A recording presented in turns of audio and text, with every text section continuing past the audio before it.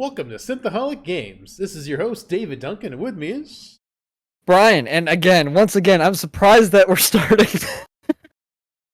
Oh man! Every time we start We the can start over.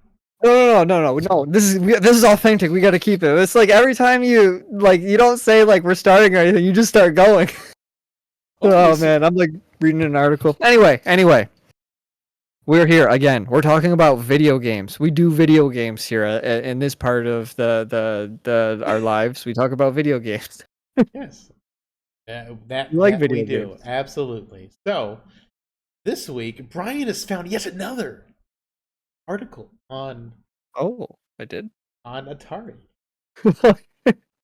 So, coming in strong, Brian is the #1 source for Atari-related information. All it is, it's not much news, but like Atari's coming out with, I think it's $50 for like the deluxe version. I just want to say this at the top, it's $50 for like all these Atari games, and it's like packaged in a steel case, and it's got all this like collectible stuff in it, and it's only $50. Why are games $70? Digital. Anyway, so if you're a fan of Atari, later this year in fall of 2024, Atari's going to be releasing like a whole bunch of games in a new repackaged way. You're going to get some collectible things, and the packaging looks nice, and it's $50. It also is $40 if you want the cheaper option. That comes with less things. But, if you like Atari, because I like the Atari logo, like you do. I don't know who I'm talking to, but like I think it's cool. That's all I got, David. Anything you want to say about Atari for, I don't know, the third time we've brought up Atari? No, I'm good. Brian, you're our Atari aficionado here. I'm on the streets. I'm finding that Atari dirt. Yeah, One day we're gonna just dedicate this entire time to just Atari related things. It's gonna happen. I'm saying it now, David. You're just gonna have to deal with it. We're doing an Atari one next time. Just gonna sit Not there, next time. At some point. I'm just gonna sit there and be like, okay. You'll have to take that one by the reins yourself. I can do that. I'm gonna have to do a lot of research. We'll figure it out. Okay, very good, very good. All right. Atari. We got our Atari news off the top. What do we got next? All right. Next we have Amazon's Tomb Raider and Lord of the Rings video game reveals are not too far away, supposedly. What do you think they mean by too far away? Well, that means they're going to show them sometime soon because it's summertime. Yeah, but what's soon? Is it? Oh, it's going to be like a summer thing, or is it going to be like a year from now? Amazon's going to have their summer games on. Oh God. Well, it looks like, which is weird that Crystal Dynamics is. I've after reading that article, I'm a bit upset that Amazon is going to be selling. Amazon's going to be developing and publishing the next Tomb Raider games. I've liked all the Tomb Raider games that I've played. I haven't played the originals or anything, but I've played like the newer ones, and I've all enjoyed those. But Crystal Dynamics isn't developing them anymore, so we'll see. Amazon's gonna do it. Amazon's developing Tomb Raider now. Dave, are you excited for Amazon to develop Tomb Raider? I mean, not really. I mean, I like the Tomb Raider games too. I recently finished Rise of the Tomb Raider, and I haven't yet started Shadow of the Tomb Raider, but I want to. I kind of want to wait till I get a new graphics card so I can actually use the ray tracing that's supposed to be in Shadow of the Tomb Raider. You know what I'm worried about? Completely off topic here. I'm worried Amazon's going to turn into like Vought from The Boys. That's what I'm worried about. Anyway, we can move on. Amazon is already Vought from The Boys. Remember Rings of Power? Remember Rings of Power and how it like ignored all of Tolkien's lore and it just was awful, and how even we haven't started watching The Boys season 4, just FYI, and we will podcast it on it probably within the next month or so. I don't know if it's over or not yet. I don't think it's over. I don't think it's over yet, but okay. Preliminary stuff on it is that it's not very good. It's like they like what we said last time in season 3. It's like, they're kind of just being over the top, and they're not really giving us any story. It's just like over the top spectacle with nothing behind it. And I'm guessing it's just more of the same in season 4, which is really disappointing. I'll have to make my own judgment when I watch it. Yeah, I mean, I haven't done that yet. We will, but it's Amazon's just kind of like not having a great track record with a lot of things. So them getting our hands on Tomb Raider is gonna be like, Yeah, that's what I'm worried about. I'm worried about because the Crystal Dynamics has been doing a great job with Tomb Raider for the past 10 years, maybe at this point, and all their games have been cool. So I don't know. We'll see. Hopefully, Rings of Power is good. I'm not gonna hold my breath. I will. Well, just speaking of, before we got into some of that downer, I was speaking about ray tracing, and that's kind of why I'm holding off on playing Shadow of the Tomb Raider. Speaking of ray tracing, Nvidia's market cap crosses $3 trillion. Okay, hold on. That was a smooth transition into the next one, man. That was pretty good, dude. Props. You know? Yeah, so I don't know. There's not really much to say or report, but it's just like weird that 10 years ago my little graphic card favorite company ends up being like the most valuable company on the planet, which is weird, but it's all because of AI. Their gaming division has probably shrunk significantly with the introduction of AI and crypto and all that stuff. But either way, it's weird to think that, there's a top dog nowadays. It's not Apple or Microsoft anymore. It's Nvidia. It just feels weird. It just feels weird that it doesn't feel like Nvidia should be at the top because all they do is make graphics cards. I don't know. Maybe I'm the only one that's weirded out by it, and everybody's just like, yeah, it makes sense. But I just wish with their big ballin' stuff that they're doing that they'd have some people that still care about the gamers instead of the entire company just being on AI. When you're that big of a company, you could diversify a little bit, cater to your original audience, and then you don't have to send everything that way. But I mean, at least mention they were just like the Nvidia CEO guy at the Computex. Jensen, they just had a Computex a couple weeks ago. He just was like, "This is a graphics card," and then he puts it down and starts talking about their AI stuff again. It sucks. It just sucks how they're just Well, it's because they're more making stuff for other companies now rather than making it for consumers, which is us, because we're not the ones that are making them the big bucks anymore, because people like you and me don't really care about AI. I don't think many people actually do care about AI. I think we're all just kind of like, oh no, where's this going? But the people that do care are the ones that are implemented into their every piece of software that ever existed, and they're the ones that need Nvidia. So I don't know. I think AI is just way overrated right now. It's like a buzzword, and it's making them so much money. It doesn't feel really real. You know what I mean? It just feels like some sleazy marketing tactic. Well, it feels like there's ChatGPT, and then there's everything else. But everything else is named AI. I just saw an ad on YouTube for check out this new ThinkBook with AI technology built in. I'm just like, what does that even mean? What does that mean? Yeah, exactly. What does that mean? Because if you're using ChatGPT, it doesn't care about the hardware on your computer. Well, no. You know what it'll do? If your graphics card gets hot, AI knows to turn the fans on. Oh yeah. Okay. It's using AI to turn the fans on rather than temperature. Okay, I see what you're putting down. Down. Yeah. That's what they're doing now. All right, and then. I think I lost one of your links. Well, I can talk about it, David. I can talk about it if you need me to. So what was your other link? Because I think I lost it. Because I only have my other link, and it's the 59% of devs say the industry in bad straits, blame investors and mismanagement.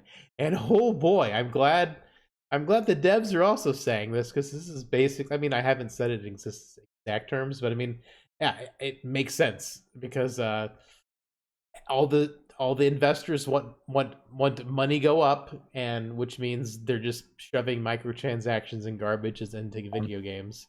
And so yes, it's 100% investors' fault games are in such dire straits nowadays. And the I would like to know. Go ahead. I'm sorry. And I was just saying, and just the companies are just working their employees to death with all this crunch and overtime and making them make bad games in the hopes that they'll money always go up. That is the goal for all of them. With that said, though, I would like to know, like they say 59% here. I would like to know what companies these developers are coming for, because here's my hot take. I think they're all from AAA. I think AAA is starting to just like fall off a cliff, and there's not a lot of money for AAA games anymore. Because the indie game scene seems to be starting to take over just like everything. If you ever go to Steam top sellers, or if you go on the PlayStation Store top sellers, it's starting to just be like, over 50% of the top 10, so like 6 or more, are indie games. They're no longer AAA games, and I think that's just because these AAA games have gotten too big, and they're just trying to figure out the best way to make money, whether that's microtransactions, throw more money at it so they can figure. I don't even know why these games are so expensive in the first place. Some of them are really pretty, but like I don't. There's games that were 10 years ago that were really pretty that didn't cost that cost like a third of what some of these games cost nowadays. Oh, absolutely, yeah. It's like I have $300 million for like some of these games. It's like what is going on here? I see like a solo indie dev making the same like game that's just like, not as high or polished because it's Indian. It's just like one guy making it. That's just like, yeah, it feels like with like 3 other people he can make this game as good as the AAA studio. I don't know. Maybe I'm crazy. I'm not in game development, but I am in software development, and I kind of understand the processes and stuff that are needed. I just don't understand like how these games cost so much money and they don't make their money back. I don't know. Greed. Probably greed. Well, the article says it's 600 game developers, so 59% of that 600. So I mean, that's They don't mention that's like not a giant pool, but I mean, it's like a poll, so you're only polling a certain percent. You can only get so many people. Yeah, so I mean, like, yeah, you're right. It's probably AAA because I mean, like, who's investing in indie games? I mean, I'm sure some people are, but I mean, most of the investment, those kind of investors and mismanagement is the big AAA companies, and it is mismanagement at the wazoo. I bet a bunch of Ubisoft people were pulled because mismanagement is Ubisoft's middle name. That's their goal. Ubi Mismanagement Soft. It just doesn't make sense. I don't know. I mean, you and me are pretty deep into this video game thing, and I wouldn't invest in anything AAA. I wouldn't even risk it. There's very few where I'd maybe would throw some money if I had it as an investor to a AAA studio. I can't think of any off the top of my head, but I'm sure there's like 1 or 2. Maybe CD Projekt, because I mean, even though Cyberpunk did some bad, I mean they worked on it and they fixed it. They did fix it, but it took them like 4 years. Mm-hmm. After the game I'm not saying, but I mean, like I don't know anyone else who's put that. I mean, other than No Man's Sky, they put a lot of work into it. But even when we played that like 2 summers ago, I was like, wow, this game still feels terrible. I can't imagine this game feeling so much worse than it does right now. It was hard for me to wrap my head around. I'm like, wow, this is not fun. I can't imagine what it was. Well, how about this? We'll close this out with this. If there are investors out there and you're listening to us for some known reason, find indie games that you think would be good, or consult with us. I'm pretty sure you or I we can probably pick out a good game before a game actually comes out. I feel like I'd actually be pretty good at that. But invest in indie games, because I think that's where the future of games are going to be, where the good ones are going to be, and those people need money because they're doing it just as like a side hustle when they're doing their good old 9-to-5 job, and they're the ones that end up making the good ones. Yeah, I mean, the gaming industry is definitely, I feel like it's pivoting toward the indie, because I mean, the Steam summer it's going to crash. The Steam summer sale just happened, or it's happening now, and it's one of the most disappointing summer sales I've ever seen. Yeah, I haven't really looked into it yet, but I will. One thing I did notice was the Suicide Squad game. I know we've beat this to a dead horse, but I saw it was 70% off yesterday, and I was like, wow, that's a lot off. And then the reviews on Steam, it's like mostly positive or very positive right now. don't know how it got there. So I was like, oh, maybe there was an update or something. So then I looked up how many people were in game, and it was like 230. Like people were like in the game. It was like this game cost $300 million to make, or 200 million, or something like that. And there's 230 people playing it. It's gonna lose. It's gonna keep losing. I still, from a couple of these episodes ago, I said that Rocksteady's gonna kick the can by the end of the year, and I'm still standing strong with that. I think they're gonna have to. How can you don't come back from that? I don't think. I don't know. Maybe I'm crazy. Maybe I'm wrong. But money wise, that doesn't make sense. Yeah. I don't know. I don't know. Well, David, it's a strange place. I thought of a new segment we could add to this. Ooh, do tell. Yeah. So not every week, like this week, there's not a ton of video game stuff that interests us, because again, we only do stuff that kind of like, piques our interest. We're not just reporting on random news that we don't really care about. So what I wanted to add in is what video games we're playing. Ooh, yeah. Because maybe some people would want to know. So David, is there any video games you're playing right now, or any pieces of software you're working with that are video game adjacent? Do tell. Well, most of my time recently, that when I'm not working or looking at houses, I am spending a lot of time in Blender.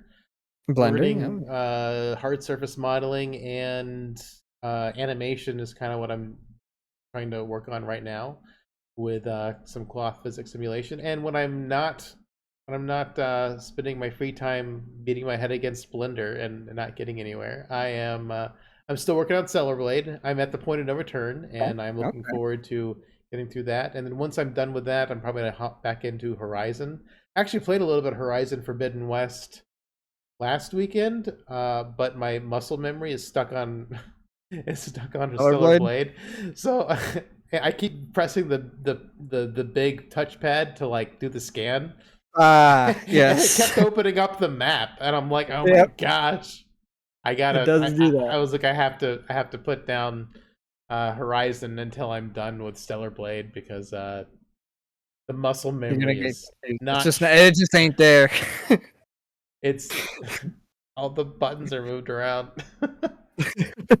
and I don't want to lose my finesse in Stellar Blade for like the ending boss fight. So I was like, yeah, no, I gotta finish Stellar Blade before I get back into Horizon Forbidden West. How about you?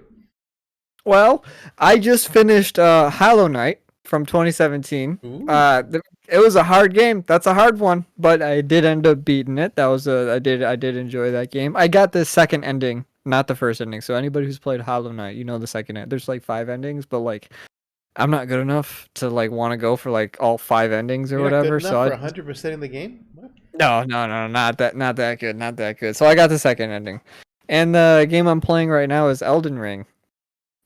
Yeah. So we're just going from hard game to another game. I wanna try to understand these people. Yeah, I want to understand why these people like Souls-like games, and I'll give a full report when I'm done with it. Not very far in the game yet, but when I get it done, I will report it to the masses. To the masses, to the people. Why do people like this garbage? I don't know. I feel like Stellar Blade is like the perfect in between Souls-like light game, because it's super forgiving. There's lots of save points, and the game always feels like it's trying to teach you something versus just make you mad and make you like suffer. Because I feel like I felt like every time I died to a boss in Stellar Blade, I felt like, okay, I just don't know the mechanics well enough yet. And I would try again, because I don't know.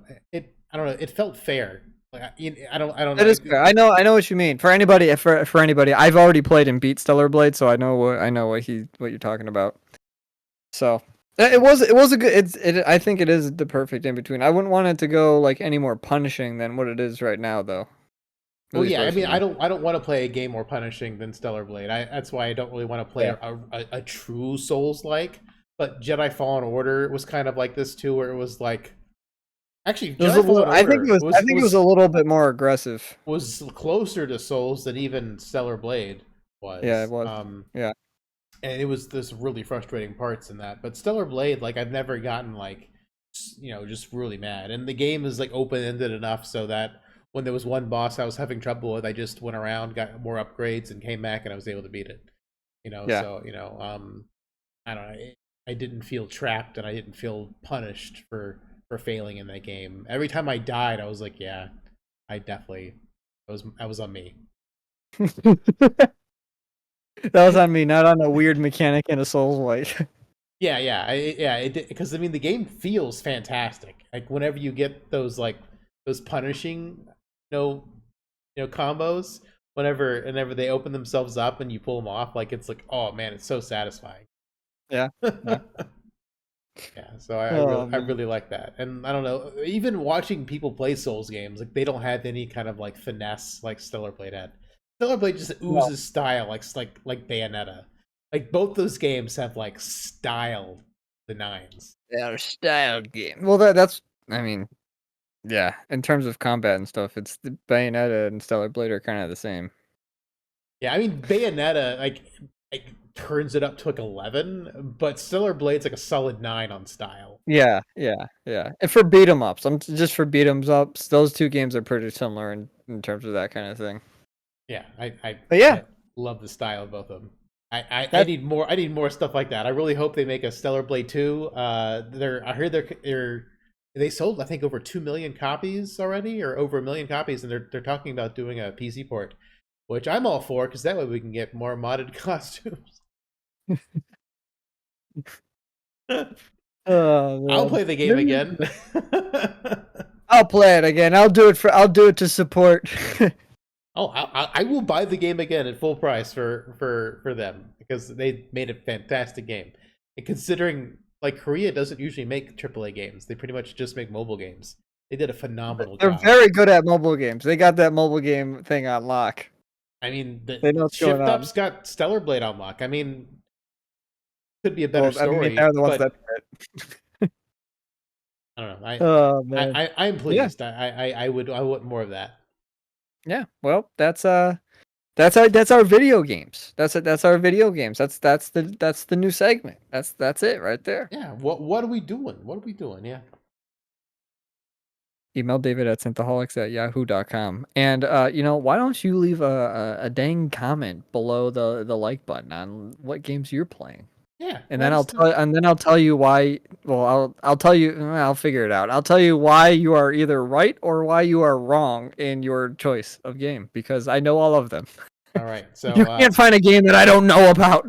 Brian's looking to start a fight in the comments, so feel I've been free. trying. I've been trying to because the no, we'll do it. We'll do a deep cut lore thing before we get started. I like trolling. I do enjoy it, and I get banned a lot for just things I say. Most things I don't believe. Most actually probably 95% of the things I will find and say online from various accounts that I get banned on is because I'm just trying to cause a problem.